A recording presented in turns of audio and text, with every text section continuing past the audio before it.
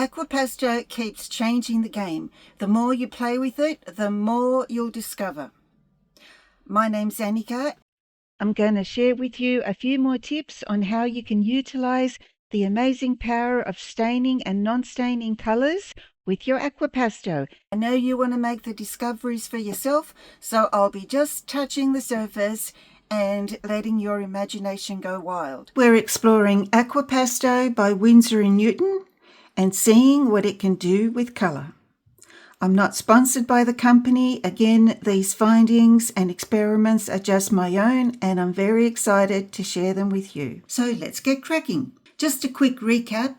Aquapasto is a gel-like medium that thickens the paint, reducing the flow and maintaining its transparency.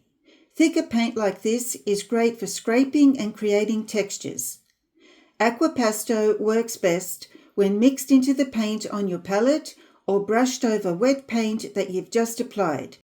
And this is virtually mixing it on the paper. Now for a quick disclaimer.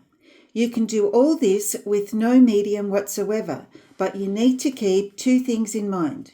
You need to apply paint that is creamier, meaning thicker, and you have to wait for just the right moment when the sheen starts to change to play with the paint.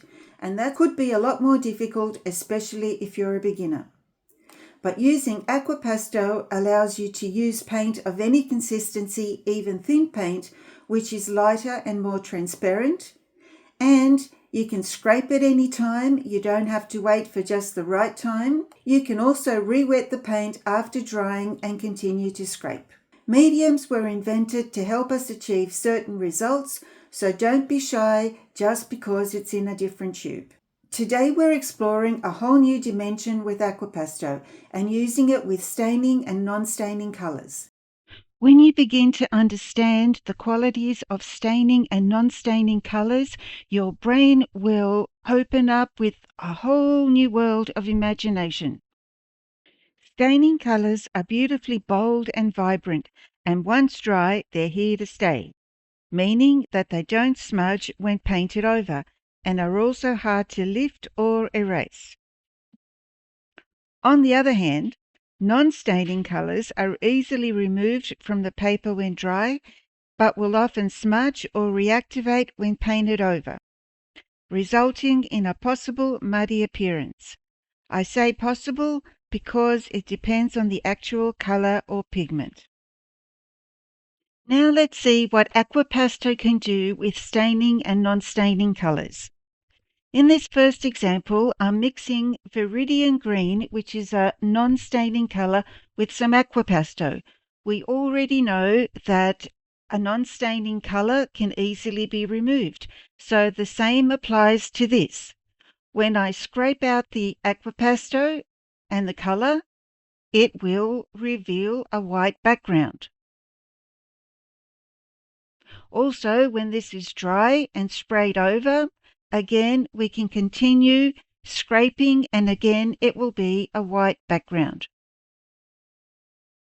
This could be very useful. For example, there could be white houses on the side of a hill. So here I'm mixing Aquapasto into Viridian Green and a bit of Burnt Sienna, both of which are non-staining colors. So here I'm creating a little bit of a hill, and then I'll get my palette knife, which look at first was a bit dirty, so that wasn't very good. I had to clean my palette knife, and then I was able to scrape out some white houses or white roofs, and there you go. In this second example, I've mixed Aquapasto into some sap green, which is a moderately staining color, a number 3. And I'm just waiting a moment for the staining color to seep into the paper, just a few moments, and then I can scrape out. But what happens now is I am left with a light green. Now, when could you use this? Let's say you were painting bushes or trees or something, and you used a staining color for the foliage, then you could easily remove some of it to create some highlights. In this next example, I am creating 2 patches of sap green. It's a coffee-like consistency, just a nice medium sap green, and I will wait for the sap green to dry. Now that it's completely dry, I'm brushing over a mix of raw umber violet, which is a low staining color. It's a number 2. On the first patch, it'll be just watercolor only, and on the second patch, it'll be mixed in with Aquapasto.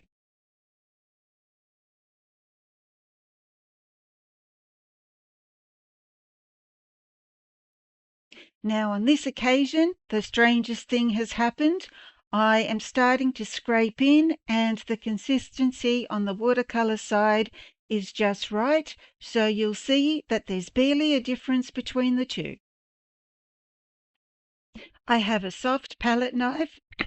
I'm pressing down with the tip of the palette knife first and then squashing it in to make it wide, and then quickly lifting it to create the point again. And this way I can create really pretty leaves that I'm sure will come in handy at some stage. For comparison's sake, here I have applied indigo over sap green. Indigo is also a moderately staining color, a number 3.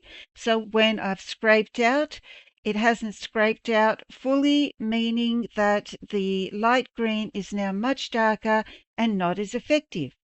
So the moral to the story is that the staining color should always be underneath, and you should go on top with a non-staining color or low staining color to reveal what's below. In this example, I am mixing Aquapasto into raw umber, which is a low staining color, so a number 2, and painting it over a stained color background. And then I'm scraping it out with a clay tool. It all looks very interesting. Grey titanium is a semi-opaque colour, so let's just have a look at how that would look. So now that all the ideas are flooding in, we better see where to find out what our colours are. And for that, we'll go to the colour chart. Here's a Daniel Smith colour chart. And they use a legend, which is up here. There's the light fastness, and this is what we're interested in. It's the non-staining and staining aspect. 1, 2, 3, and 4. And then you look at a colour, and here we have ultramarine blue.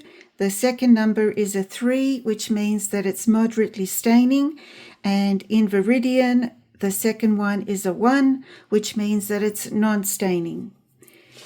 Here we also have phthalo blue, which we know is fully staining, so that's a number 4.